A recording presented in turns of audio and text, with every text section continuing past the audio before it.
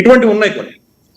Yanbu ఇటువంటివి ఏదైతే మనకు సౌదీ అరేబియాలో వెస్టర్న్ కోస్ట్ లో ఉన్నాయో అవి ఇంపాక్ట్ అవ్వలేదు. కాబట్టి అలాగే నైజీరియా ఇంపాక్ట్ అవ్వలేదు, వెనిజుయలా ఇంపాక్ట్ అవ్వలేదు, మనకు బ్రూనై ఇంపాక్ట్ అవ్వలేదు. కాబట్టి ఓవరాల్ 40-50% మనకు డిస్రప్షన్ వచ్చేటువంటి ప్రమాదం ఉంది. దీనివల్ల నష్టపోయేది దేశాలు మొత్తం అంటే ఎవరికైతే సెక్యూరిటీ లేదు, ఎనర్జీ సెక్యూరిటీ లేదు, ఎవరైతే ఇంపోర్ట్ చేసుకుంటేనే వాళ్ళ ఎకానమీ నడుస్తుంది అన్న దేశాలు అన్ని కూడా ఎఫెక్ట్ అవుతాయి, వితౌట్ డౌట్. దీనివల్ల లాభపడేది ఏకైక దేశం, పెద్ద దేశం దీనివల్ల బాగా లాభపడేది ఏంటంటే అమెరికా. ఎందుకంటే అమెరికాలో ఈరోజు సౌదీ అరేబియాని రీప్లేస్ చేయగలిగినంతటువంటి ఆయిల్ ఉంది, కాబట్టి వాళ్ళు రీప్లేస్ చేస్తారు. సో ఇప్పుడు షార్టేజ్ ఎంత మీరు చెప్పిన 20 మిలియన్ బ్యారెల్ ఏదైతే మన షార్టేజ్ ఉందో ఆ షార్ట్ అమెరికా కానీ ఏ రేట్లో పూడుస్తుంది?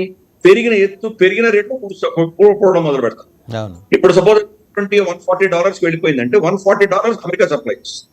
సో ఇప్పుడు అమెరికా రిసెషన్ లో వెళ్తుంది, సడన్ గా అది డొనాల్డ్ ట్రంప్ యొక్క మేక్ అమెరికా గ్రేట్ అగైన్ లో వెళ్ళిపోతుంది. వాళ్ళకి విపరీతంగా వాళ్ళకు రెవెన్యూస్ వస్తాయి. అలాగే రష్యా కూడా భారతదేశంలో చైనా రష్యా నుంచి కొనుక్కుంటాం కాబట్టి టెంపరీగా మనకు ఈ సెట్ బ్యాక్ అన్నది ఉంటుంది. చిన్న చిన్న దేశాలు నలిగిపోతాయి. పాకిస్తాన్ నలిగి, శ్రీలంక, మాల్డీవ్స్ ఇటువంటివన్నీ చిన్న చిన్న దేశాలు కూడా నలిగిపోతాయి, తట్టుకోలేవు. భారతదేశము చైనా లాంటివి తట్టుకోగలవు, కానీ మిగతా దేశాలు తట్టుకునేటువంటి పరిస్థితి లేదని ప్రపంచవ్యాప్తంగా సంక్షోభం అన్నది వస్తుంది. దీన్ని ఎఫెక్టివ్ గా మరి అమెరికా దాన్ని కౌంటర్ చేయగలదా, లేదా కౌంటర్ చేయకుండా వాళ్ళు ఆయిల్ అమ్ముకునే దిశగా వాళ్ళు ఏమైనా చేస్తారా, ఇవన్నీ కూడా చూడాలి రాబోయే రోజు. అండ్ ఎందుకంటే 33 కిలోమీటర్ల మైళ్ళ వెడల్పు మాత్రమే ఉంది ఇది, ఏది ఆ స్టేట్. ఇది షిప్పింగ్ లైన్స్ చూస్తే ప్రతి దిశలో కేవలం 3 కిలోమీటర్స్ మాత్రమే దాని విడుతుంది. సో ఇది మూసేస్తే ఇంక ప్రత్యామ్నాయం ఏంటి అసలు? అంటే ఇక లేదు, ఇంకా అది కంప్లీట్ క్లోజర్. ప్రత్యామ్నాయం లేదు అక్కడ, లేదు. ఎందుకంటే ఎంట్రీ, వన్ వే ఎగ్జిట్. మీరు నాకు మ్యాప్ చూపించారు చూడొచ్చు. అవును, ఒమాన్ నుంచి మీరు లోపలికి వెళ్ళారంటే స్ట్రేట్ ఆఫ్ హార్మోజ్ ఇలా టర్నింగ్ ఉంటుంది. టర్నింగ్ ఆ టర్నింగ్ హార్న్ లో కూడా ఒమాన్, అక్కడ నుంచి చిన్న యూటర్న్ లాంటివి తీసుకొని వెళ్లాల్సిందే. ఆ ముక్క కూడా ఒమాన్ దే.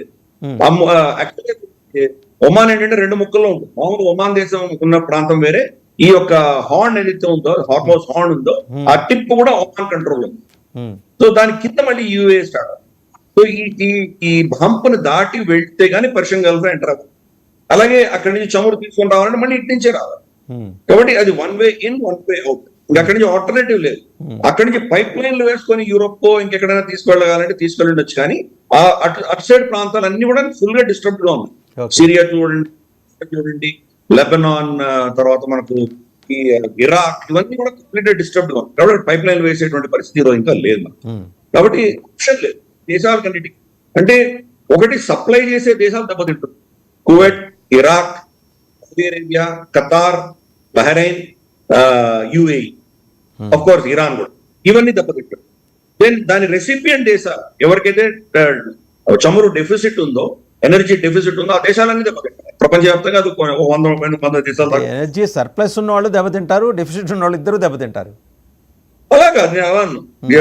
ఎనర్జీ సర్ప్లస్ ఉన్న వాళ్ళు ఫర్ ఇన్స్టెన్స్ అమెరికాకి దెబ్బతింది. నేను వాళ్ళ సంగతి మాట్లాడలేదండి, వీళ్ళు అంటే ఆల్రెడీ క్రూడ్ ఆయిల్ రిజర్వ్స్ ఉన్న ఈ కంట్రీస్, వీళ్ళ వరకు పర్షియన్ ఆధారంగా ఉన్నటువంటి దేశాలు అన్ని దెబ్బతింటాయి.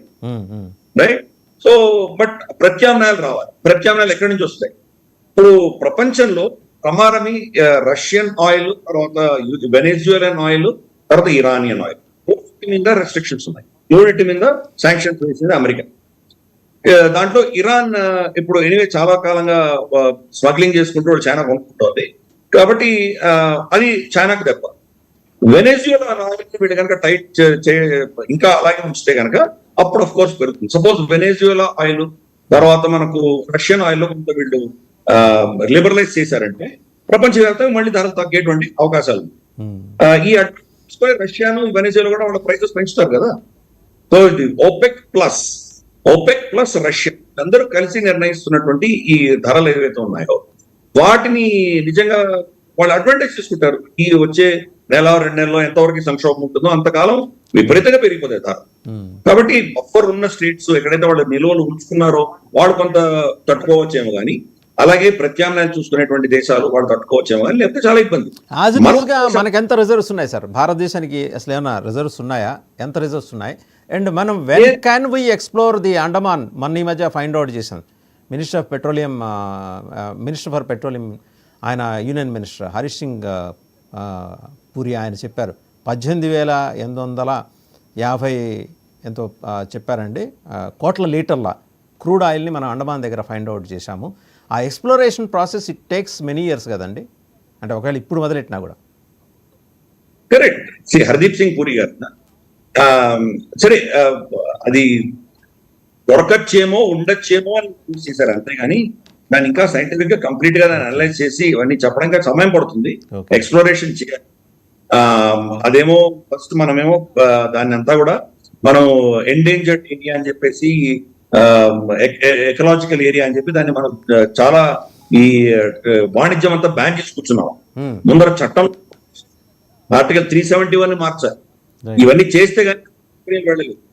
అంటే ఏంటది, కంపెనీ వెళ్ళి ఒక రిగ్ ఒకటి పెట్టేసి ఇక్కడ ఏదో చెన్నైలోనో ముంబైలోనో కూర్చొని మీరు దాన్ని ఆపరేట్ చేస్తారు. మనుషులు ఫిలర్స్ అక్కడికి వాళ్ళు వెళ్తే వాళ్ళ కుటుంబాలు అక్కడ కాలనీలు ఉండవా? అక్కడ వెళ్ళడానికి వీల్లేదు కదా. అండమాన్ నికోబార్ వెళ్ళడానికి వీల్లేదు. కాబట్టి ఆ చట్టాలు మార్చాలి మీరు. తర్వాత దాన్ని ఎక్స్ప్లోరేషన్ కి మీరు పర్మిషన్లు ఇవ్వాలి, రిగ్గులు ఆప్షన్ చేయాలి. ఏవైతే ఉన్నాయో ఆ ప్రాంతాలన్నీ కూడా ఆప్షన్ చేయాలి.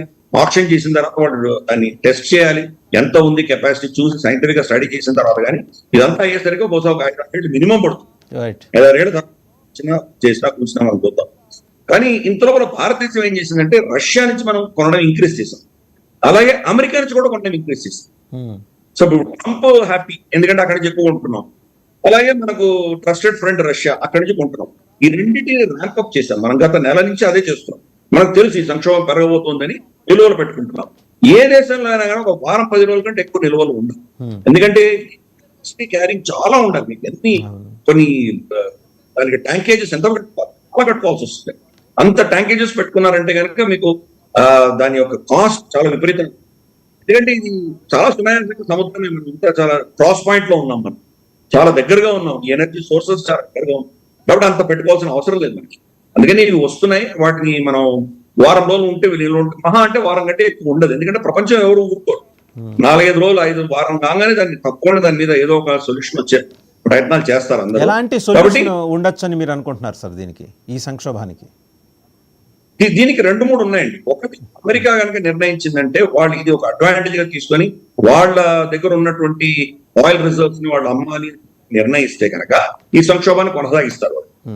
ఈ సంక్షోభం కొనసాగితే వాళ్ళకి లాభం, రైట్, అమ్ముకోవచ్చు. ఇన్ఫాక్ట్ అమెరికానే నార్డ్ స్ట్రీమ్ పైప్ లైన్ అని చెప్పేసి రష్యా నుంచి యూరోప్ వెళ్తున్నటువంటి పైప్ లైన్ ని అమెరికానే పేల్చేస్తుంది. అమెరికా పేల్చి అది జర్మనీకి వెళ్తుంది. అమెరికానే పేల్చేసి రష్యా పేల్చేసింది, రష్యా మీద దోశారు. తర్వాత కొన్ని రోజుల తర్వాత యుక్రెయిన్ వాళ్ళు ఎవరు పేల్చారని చెప్పి ఇవేవో తప్పించే దిశగా తీశారు. అక్కడ ఉన్నటువంటి దేశాలు బెల్జియం, తర్వాత నార్వే, స్వీడన్ వీళ్ళందరూ కలిసి ఒక ఇన్వెస్టిగేట్ చేశారు.